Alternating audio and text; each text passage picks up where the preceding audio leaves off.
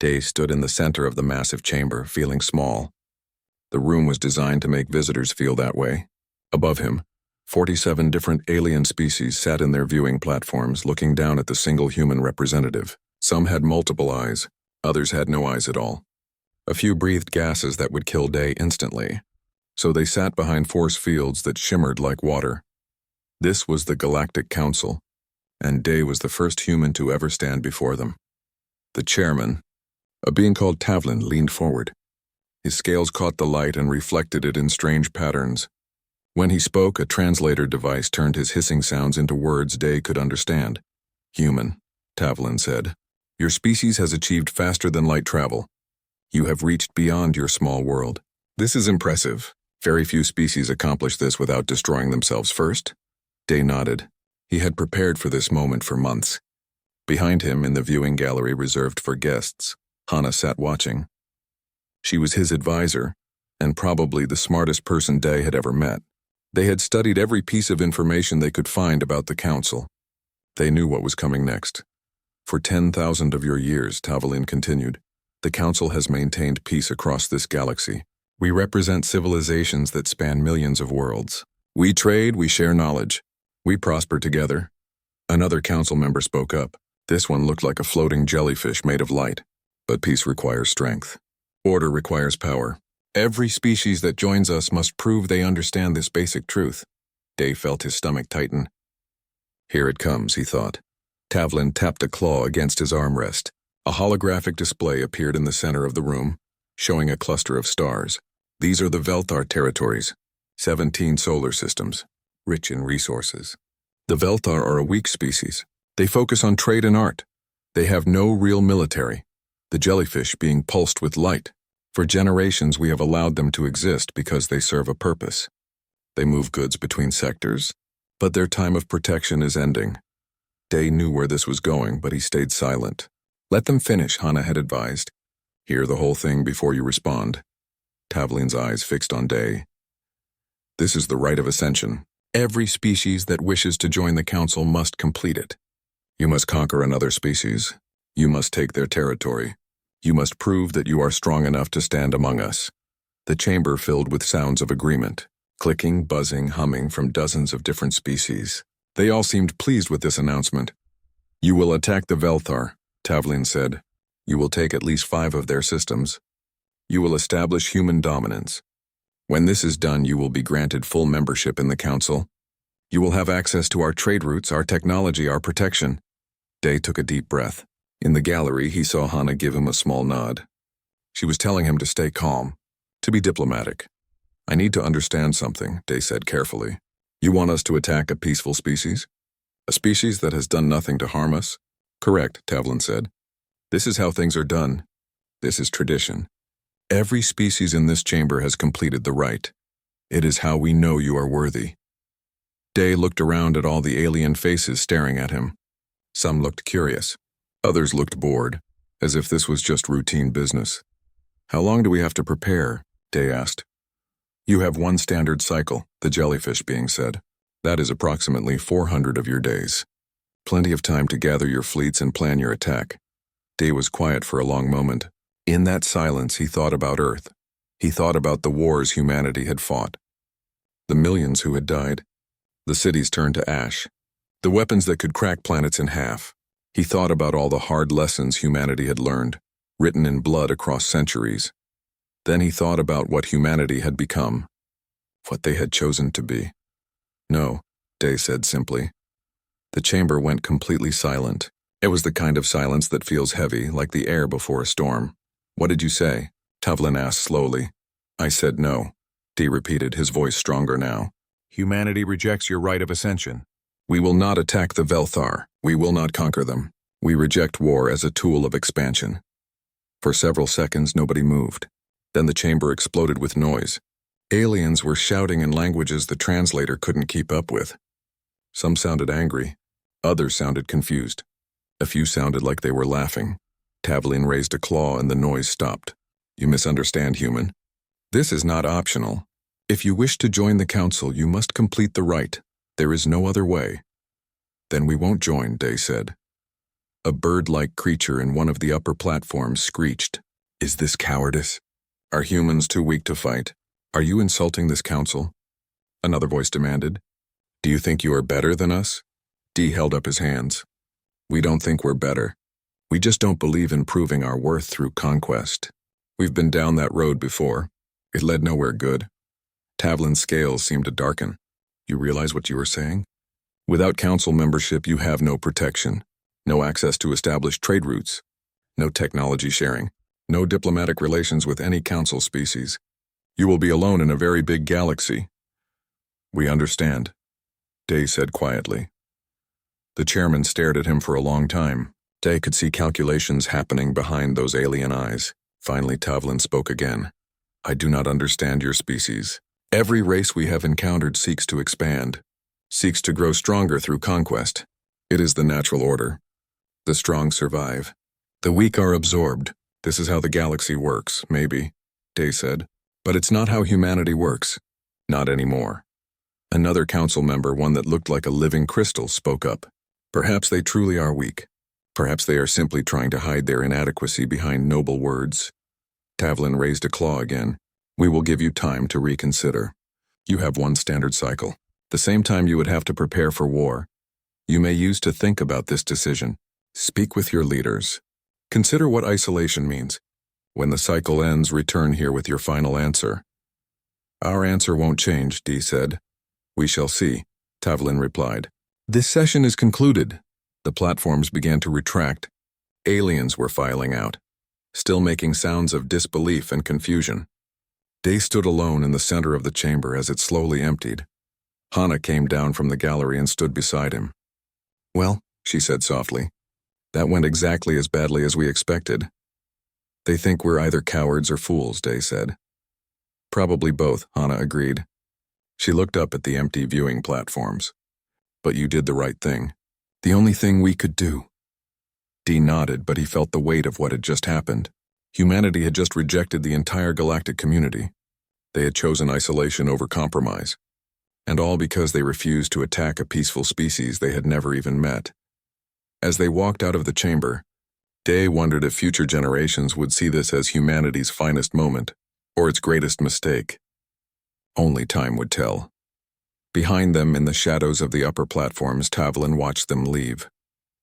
He sat very still, thinking about the strange species that had just refused the right of ascension for the first time in council history. Something about the humans bothered him. They had not seemed afraid. They had not seemed arrogant. They had simply refused, as if the choice was obvious, as if war was something to be rejected without question. Tavlin did not understand it at all, and that worried him more than he wanted to admit. 3 weeks after the council meeting, a small ship arrived at Mars. It carried 5 observers from different alien species. They had been sent by Tavlin with a secret mission: figure out why humans rejected war and find their weakness. The lead observer was named Kiltar. He had 6 legs, compound eyes, and a mind that processed information faster than most computers. He had studied 17 other species before they joined the council. He had always found their weakness. He expected humans would be the same. Jiho met them at the landing platform. He was the colony administrator, a friendly man with an easy smile. "Welcome to Mars," he said through a translator. "We're happy to have you here." Kiltar's translator turned Jiho's words into clicking sounds he could understand. "We wish to study your species, to understand your decision regarding the right of ascension." "Of course," Jiho said. "We have nothing to hide. I'll arrange access to whatever you need." That surprised Kiltar. Most species guarded their secrets carefully, but Jiho seemed genuinely open. Over the next few days, he gave the observers access to everything: libraries, museums, historical records, even military installations. The first thing the observers studied was human history. What they found shocked them. Kiltar sat in a viewing room watching recorded images of human warfare. He saw ancient battles with swords and spears, thousands of humans killing each other over land, resources, religion. He saw castles burning and armies marching. Then the images moved forward in time. Guns, cannons, ships that fired explosive shells across vast distances. The numbers of dead grew larger, tens of thousands in single battles. One of the other observers, a gaseous being named Rilmoth, pulsed with confusion. They kill their own species so efficiently. The images kept moving forward. World wars. Millions dead. Cities reduced to rubble. Then came the atomic weapons. Kiltar watched in horror as mushroom clouds rose over human cities. He watched recordings of the aftermath. The burned shadows on walls where people had been standing.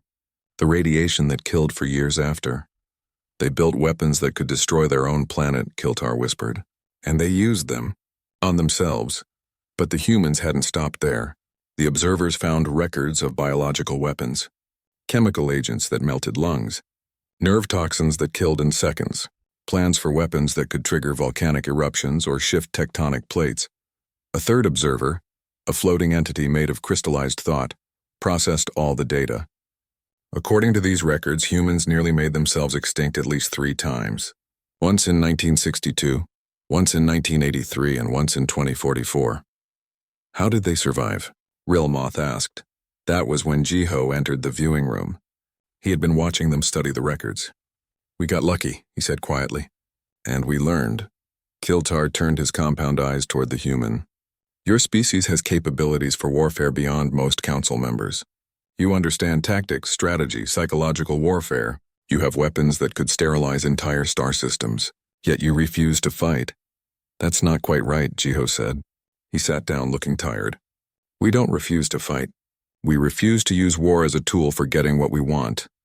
I do not understand the difference, Kiltar admitted. Jiho pulled up another set of records. Let me show you something else. The new images showed the aftermath of wars. Soldiers with broken minds, unable to sleep without seeing the faces of people they had killed. Children growing up without parents, cities that took generations to rebuild. Entire cultures erased from existence. Every war we fought taught us something, Jiho explained.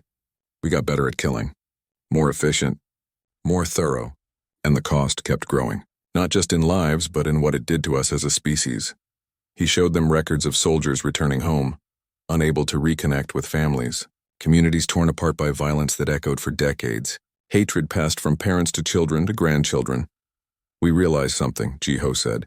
We were so good at war that we were going to destroy ourselves. Not might. Would. It was only a matter of time. The observers were silent, processing this information. So we changed, Jiho continued. It wasn't easy. It took almost a century. We had to completely rethink how we approached conflict. We had to teach ourselves that being strong didn't mean being willing to fight. Kiltar clicked his mandibles together, a sign of confusion in his species. But the Council sees strength through military capability. This is how the galaxy works. Maybe that's the problem, Jiho said softly.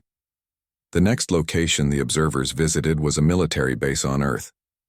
They met with Juan, the chief of staff for Earth's defense forces. He was an old man, his hair gray, his face lined with scars. Juan showed them through the base. The observers saw weapons that made their sensors overload with warnings, missile systems that could hit targets on the other side of a solar system, ships designed for fleet combat, soldiers training in combat techniques that made even Kiltar's warrior instincts nervous. You have all of this, Rilmoth said, confused. Yet you refuse to use it for conquest? One stopped walking and turned to face them. Do you know why I have all these scars? He asked. The observers waited. I fought in the Pacific War, Juan said. That was 70 years ago. I was 19. I saw my friends die. I killed people who were probably just like me. Young, scared, following orders. He touched a scar on his face. This one I got from shrapnel. The piece of metal came from a bomb we had dropped. It hit a building. The building collapsed and debris flew everywhere. Some of it hit me. That's war. The weapon you create today might kill you tomorrow. One led them to a memorial wall. It was covered with names. Millions of them. These are just from the last 3 major conflicts, one said. Every name is a person who died. And for each person here, there are maybe 10 more who survived but were never the same. Parents, children, friends, all damaged by what we did to each other. He turned to look at the observers. We have all this military power because we learned hard lessons. We know how to fight because we've done it for thousands of years. But we also know where fighting leads. It leads here. He gestured at the wall of names. Kiltar felt something strange. It was almost like fear, but different. He realized he was beginning to understand something troubling. You are not weak, he said slowly. You are not peaceful because you cannot fight. You are peaceful because you know exactly what fighting costs. Now you're getting it, one said. That evening, the observers gathered to compile their report. They had found something completely unexpected. Humans were not soft. They were not naive. They were possibly the most dangerous species the observers had ever studied. They think about warfare the way we think about breathing, the crystallized being said. It is part of their nature. But they have chosen to go against that nature. The Council will not believe this, Rilmoth said. They will think we are mistaken. Kiltar was writing the report, choosing his words carefully. We must make them understand. Humans do not reject war from weakness. They reject it from knowledge. They have become so skilled at warfare that they understand its ultimate futility. He paused, mandibles clicking nervously. I believe humans might be the most dangerous species in the galaxy. Not because they will attack us, but because they know how to and have chosen not to. That level of restraint suggests a kind of strength the Council has never encountered. The other observers agreed. They sent their report to Tavlin, knowing it would cause chaos in the Council. Back on Earth, Jiho and Juan stood on a balcony, looking up at the stars. Do you think they understood? Jiho asked. Juan shrugged. Maybe, maybe not. But we told them the truth. What they do with it is up to them. The Council wants to see strength, Jiho said. They see warfare as proof of capability. Then they're missing the point, Juan replied. Any species can learn to destroy. It takes real strength to learn when not to. Above them, stars glittered in the darkness. Somewhere out there, the Council was receiving a report that would change everything they thought they knew about humanity. And somewhere else, decisions were being made that would test whether humanity's commitment to peace could survive in a galaxy built on war. The emergency broadcast reached Earth at 3 a.m. local time. Day was pulled from sleep by the urgent pinging of his communicator. When he saw who was calling, his blood went cold. It was Tavlin. Human, the Council chairman said, his scales looking dark even through the holographic display. We have a situation. You need to see this. The image shifted. Day found himself looking at recordings from Velthar space. Ships were burning. Stations were exploding. And through it all, he could see the attacking fleet. They weren't human ships. They weren't Council ships either. Who are they? Day asked, though something in his gut already knew. The Korvath Empire, Tavlin said. A radical faction that broke away from the Council 200 years ago. They believe the Council has grown too soft, too bureaucratic. The image showed closer views. Day saw cities on fire. He saw Velthar civilians fleeing their homes. He saw ships trying to evacuate only to be destroyed as they lifted off. They launched this attack 3 hours ago, Tavlin continued. They claim that since humanity refused the right of ascension, the Velthar territories are now unclaimed. Free for anyone to take. Day felt sick. How bad is it? Bad. The Velthar have no real military. They are a trade species. Artists. Philosophers. They cannot defend themselves against this level of aggression. What is the Council doing? Day demanded. There was a long pause. When Tavlin spoke again, his voice was heavy. The Council is calling an emergency session. We must follow proper procedures. Debate the response. Vote on military intervention. Allocate resources. This will take time. How much time? Months. Perhaps longer. Day stared at the image of burning Velthar cities. Months, they'll be extinct by then. Yes, Tavlin said quietly. Probably. There was something in the chairman's tone. Something that made Day suspicious. Why are you telling me this? Tavlin's scales shifted colors. Because you are not bound by Council procedures. You are not a member. You have no obligations to follow our rules about military intervention. Understanding hit Day like cold water. You want us to fight. I want the Velthar to survive, Tavlin said carefully. A human fleet could reach them in days, not months. You have the capability, but this would mean breaking your promise. You said you reject war. This isn't war, Day said. This is defense. There's a difference. Is there? Tavlin asked. You would still be using military force. You would still be killing. How is that different from what we asked you to do? Day didn't have a good answer for that. I need to consult with my people. Of course. But human, understand this. Every hour you wait, thousands of Velthar die. And if you do intervene, the galaxy will watch. They will see what humans are capable of when you choose to fight. There will be consequences. The transmission ended. Day sat in the darkness, his mind racing. He called Hana immediately. She arrived at his office within the hour, along with Juan from Military Command. They watched the recordings from Velthar space in silence. When the images ended, nobody spoke for a long moment. "This is a test," Hana said finally. "Tavlin is testing us. He wants to see if we really mean what we said about rejecting war, or if we were just being idealistic." "It's not that simple," Juan said. He looked older than usual, tired. "If we do nothing, a peaceful species gets wiped out. That violates every principle we claim to stand for. But if we fight, we prove the Council right. We prove that everyone uses military force eventually. There has to be a third option," Day said. "There isn't," Juan replied bluntly. "Sometimes the choice is just between bad options and worse ones." Hana pulled up tactical displays. "If we send a fleet, we could stop the Korvath advance. Captain Subin has 3 carrier groups in nearby space. With the Indomitable and its support ships, we'd outnumber the Korvath force." "Outnumber, yes," Juan said. "But they're experienced warriors. They've been fighting for centuries. Our people have been at peace for 3 generations. Most of our soldiers have never seen real combat." "Does that matter?" Day asked. Juan was quiet for a moment. "I don't know. Our training is good. Our technology is probably better than theirs, but there's a difference between training and actual warfare. People die. Equipment fails. Plans fall apart. We can't predict how our people will handle it." Day stood and walked to the window. Outside, Earth continued its rotation, peaceful and unaware. "What do you think we should do?" "That's not my decision," one said. "I'm just the military commander. You're the diplomat. You're the one who has to explain this to everyone." Hana joined Day at the window. "We talked about this possibility, remember? When we first rejected the right of ascension, we knew there might be situations where we'd have to choose between our principles and our conscience. I thought we'd have more time," Day admitted. "We never have as much time as we want," Hana said softly. "The question is simple. Can we stand by and watch innocent people die because we're afraid of being hypocrites?" Day thought about that. He thought about all the conversations humanity had engaged in over the past century. All the debates about violence and peace, all the hard-won wisdom from countless wars and countless dead. They had agreed that war for conquest was wrong. War for expansion was wrong. War for pride or honor or tradition was wrong. But what about this? What about defending people who couldn't defend themselves? "We're not starting a war," Day said slowly. "The Korvath started it. We'd just be ending it." "Is that rationalization?" Juan asked. "Or is it truth?" "I don't know," Day admitted. "But I know I can't watch those recordings and do nothing." He turned to Juan. "What would you need?" "To stop the Korvath," Juan pulled up tactical displays. Subin's carrier groups, like Hana said.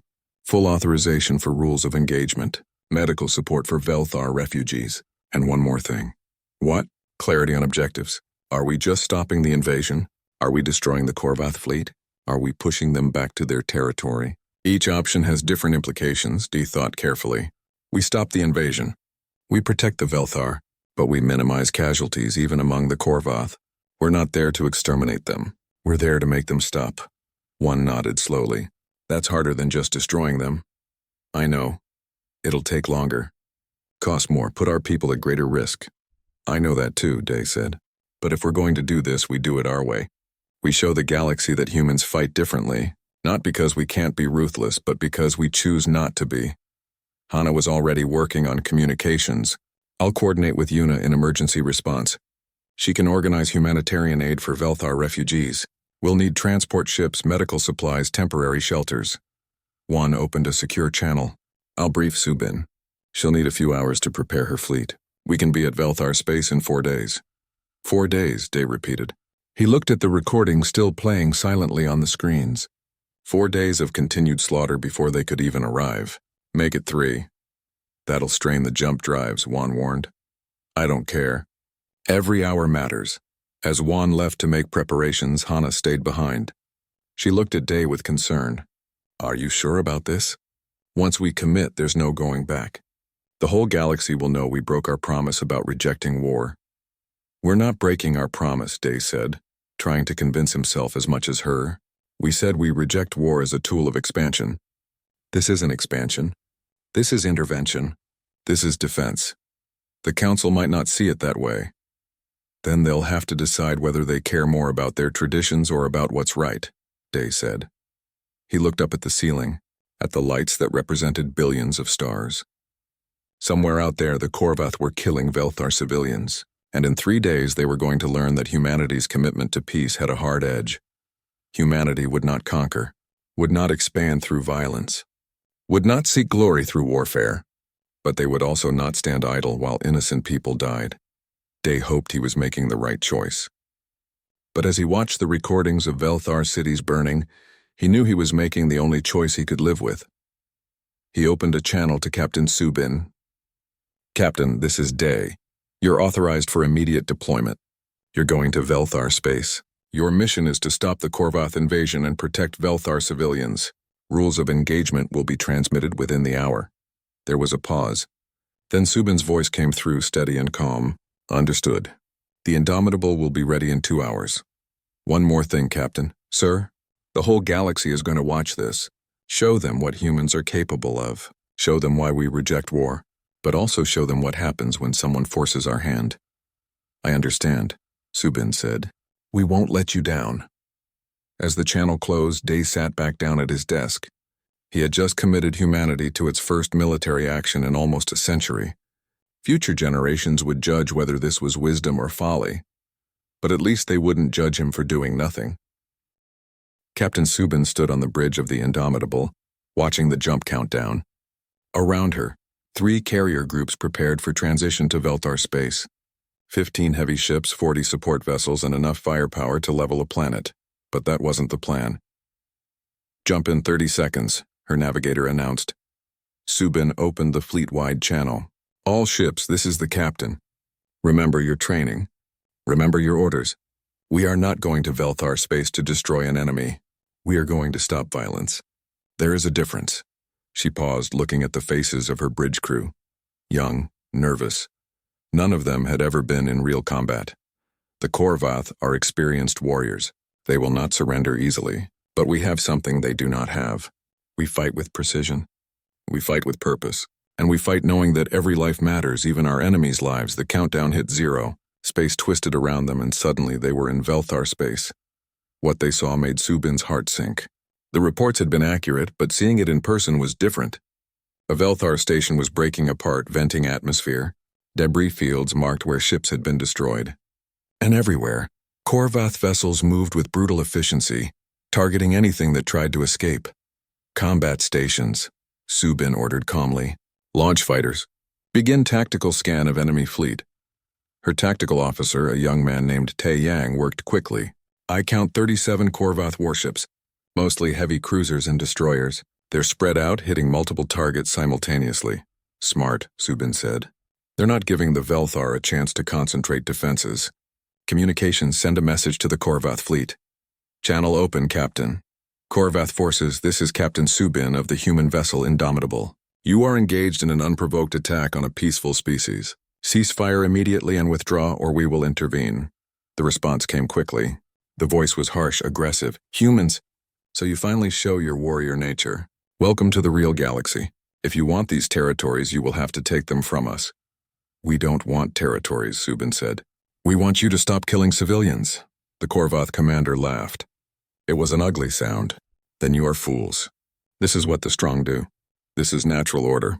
If you interfere, you will learn what real warfare means." Subin closed the channel. "Tactical? Give me firing solutions on their weapon systems only. No kill shots. I want those ships disabled, not destroyed." Taeyang looked up, surprised. "Captain, that's much harder. We could end this faster if we just—" "I know what would be faster," Subin interrupted. "I also know what we are. Follow orders." "Yes, Captain." The first Korvath ship opened fire. Energy beams lanced across space, targeting the Indomitable. Subin's ship shuddered as shields absorbed the impact. "Return fire," Subin ordered. "Targeting package Delta. Weapons systems only."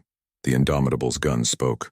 But instead of devastating broadsides that would tear through armor and kill everyone aboard, precision shots struck exactly where they were aimed.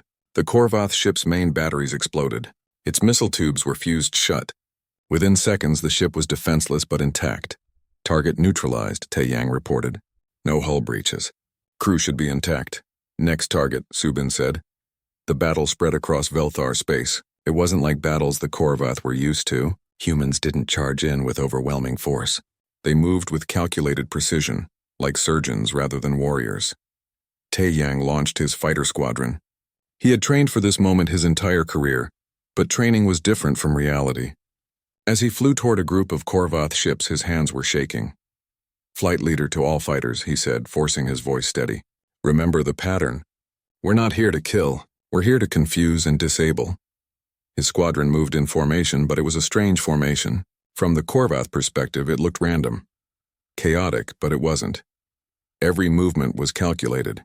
Every maneuver was designed to create doubt in the enemy's mind.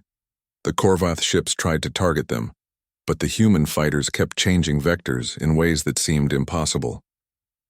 They would appear to retreat, then suddenly be attacking from a different angle. They would group together, then scatter, then group again in a completely different location. It was psychological warfare. The Korvath commanders kept second-guessing themselves. Is this a feint? Is this the real attack? What are they planning? While the Korvath were confused, Taeyang's fighters struck. Missiles hit power generators. Energy weapons disabled sensor arrays. Within minutes, 3 Korvath ships were dead in space, systems offline but crews alive. Back on the Indomitable, Bo-Ra was coordinating medical operations. She was the chief medical officer, but her job wasn't just treating wounded humans. As soon as Korvath ships were disabled, she sent rescue teams. "Medical Shuttle 3, you are cleared for approach to Korvath Vessel 7, she directed. "Be careful. They may not understand we're trying to help."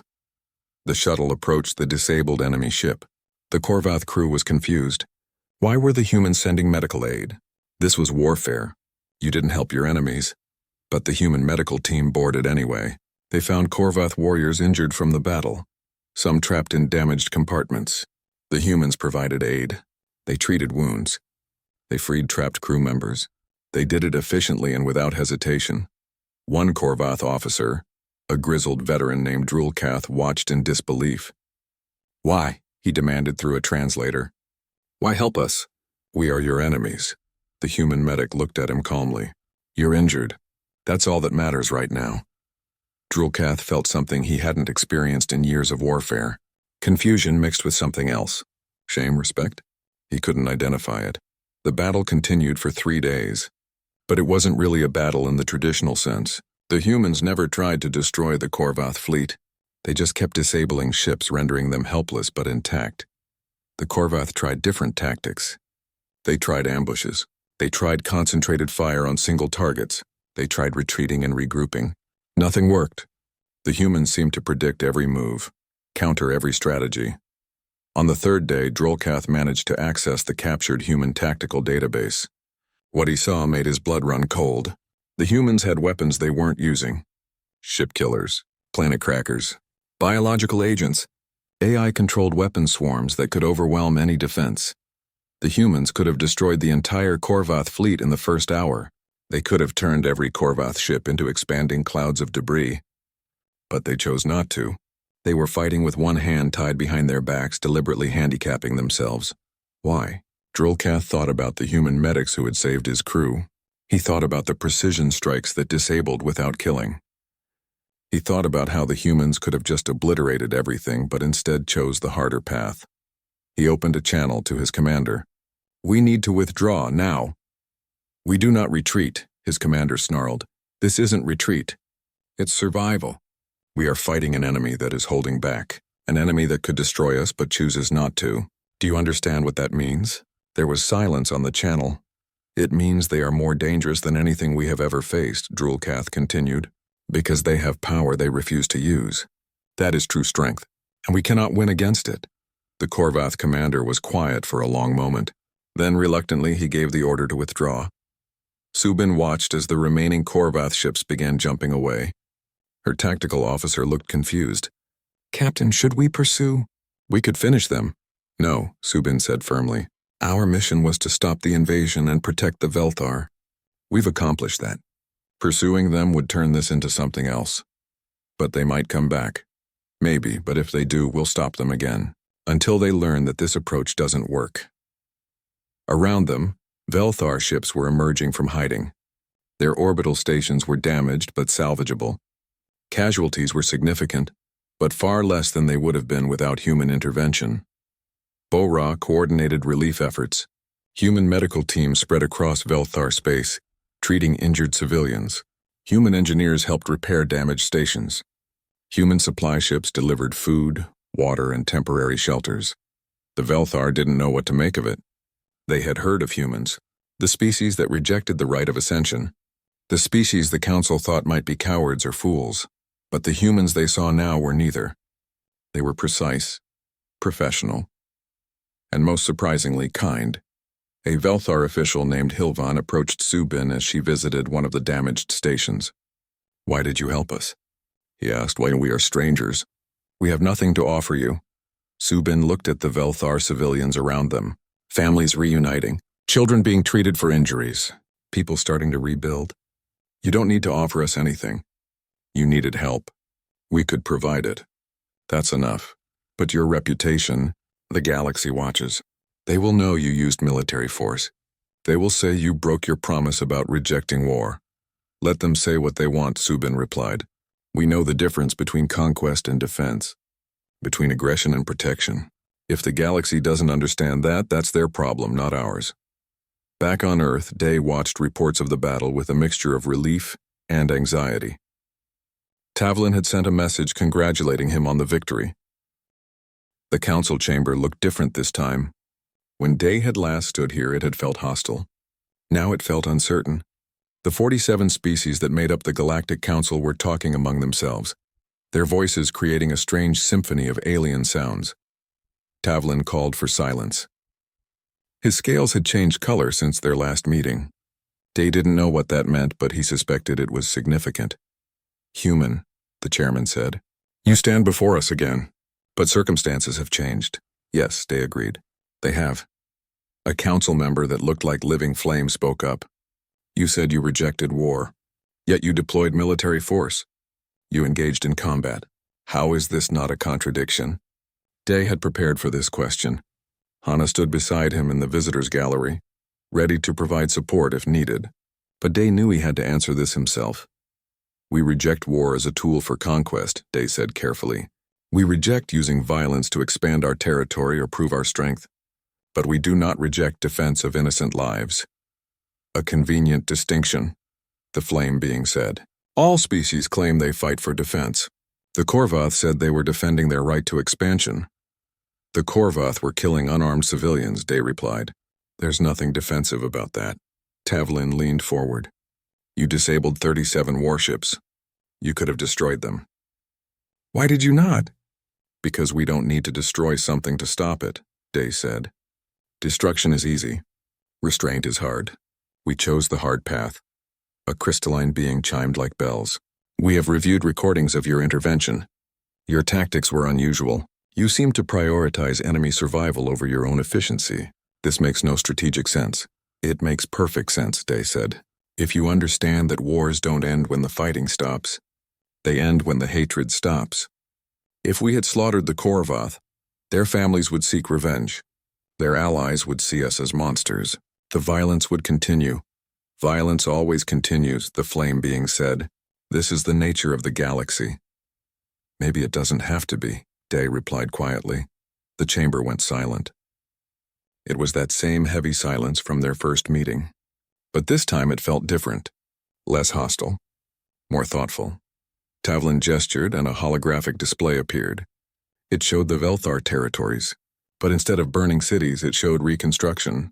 Velthar and humans working together. Medical stations, supply deliveries, families reuniting. "You did not claim territory," Tavlin said. "You did not demand tribute or resources. You protected the Velthar and then you left. Why?" "Because they didn't need occupiers," Day said. "They needed help. Once we provided it, our job was done." Another council member spoke. This one resembled a floating jellyfish. "We do not understand your species. You have capabilities for warfare that exceed most of our civilizations, yet you use these capabilities to protect rather than conquer. This is unprecedented." "No," Day said. "It's just different from what you're used to. There are many kinds of strength. Military power is one kind, but restraint is another. Compassion is another. Understanding when not to fight is another." He looked around at all the alien faces watching him. "My people learned something through centuries of warfare. We learned that being able to destroy something doesn't mean you should. We learned that true victory isn't making others submit. It's making sure there's something worth protecting when the fighting ends. A small alien with multiple eyes spoke up. The Korvath will not forget this. They may seek revenge, probably, Day agreed. But they'll also remember that we could have killed them all and didn't. That matters. Maybe not today, maybe not for years. But eventually, it matters. Tavleen was quiet for a long time. The chamber waited. Finally, he spoke. The council must deliberate. You will wait outside. Day and Hana left the chamber. They sat in a waiting area, not speaking. What was there to say? They had made their case. Now it was up to the council. Inside the chamber, the debate was intense. Some council members argued that humanity had proven they were warriors like everyone else. Others argued that humanity had proven they were something different entirely. The crystalline being spoke at length about the strategic implications. Humans understand warfare at a level that should terrify us. They have weapons that could threaten multiple council species. But they have also shown a kind of restraint we have never encountered. This creates an unusual situation. Unusual how? The flame being asked. They could be our greatest threat or our greatest asset, the crystalline being replied, depending on how we treat them. A new voice entered the discussion. It was quiet, almost shy, a species that rarely spoke in council sessions. They were small amphibian-like creatures called the Pilvar. Perhaps, the Pilvar representative said softly, we have been wrong about the nature of strength. The chamber turned to look at this small being. We have always measured species by their willingness to wage war, the Pilvar continued. But what if that is the wrong measurement? What if true advancement means moving beyond war rather than mastering it? Tavlin's scales shifted again. What are you suggesting? I am suggesting that humans may be more evolved than us. Not technologically, not militarily, but philosophically, they have reached a point that we have not. They have learned to choose peace from a position of strength rather than weakness. The flame being flickered with agitation. This is naive. Peace from strength is just another form of dominance. Is it? The Pilvar asked. Humans could have dominated the Korvath, could have taken Velthar territory for themselves. But they did neither. They protected and withdrew. That is not dominance. That is something else. The debate continued for hours. Eventually, Tavlin called for a vote. The question was simple. Should humanity be granted full council membership without completing the traditional rite of ascension? The vote was close. 24 in favor, 22 against. 1 abstention. Tavlin summoned Day and Hana back to the chamber. Human, the chairman said. The council has decided.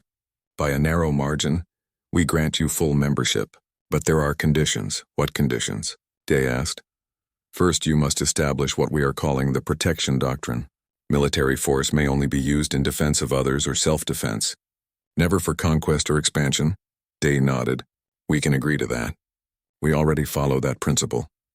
Second, Tavlin continued, you must share your approach to warfare and peace with other species. We want you to establish an academy, a place where other civilizations can learn about restraint, defensive tactics, and conflict resolution. That surprised Day. You want us to teach other species how to fight like we do? We want you to teach them how to think like you do, Tavlin corrected. How to see warfare as something to be avoided rather than embraced. How to understand that being capable of violence does not mean violence is necessary. Day looked at Hana. She gave a small nod. We accept, Day said.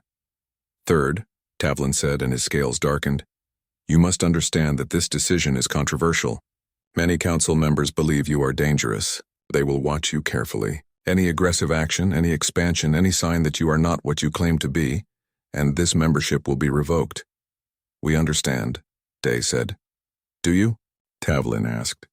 You have fundamentally challenged how this council sees the galaxy. You have suggested that 10,000 years of tradition might be wrong. That is not something easily accepted. He stood, moving closer to Day. I will tell you something, human. I did not vote in favor of your membership. I abstained. Do you know why? No, Day admitted. Because I am afraid, Tavlin said quietly. Not afraid that you will attack us. Afraid that you might be right. Afraid that we have built our civilization on principles that are fundamentally flawed.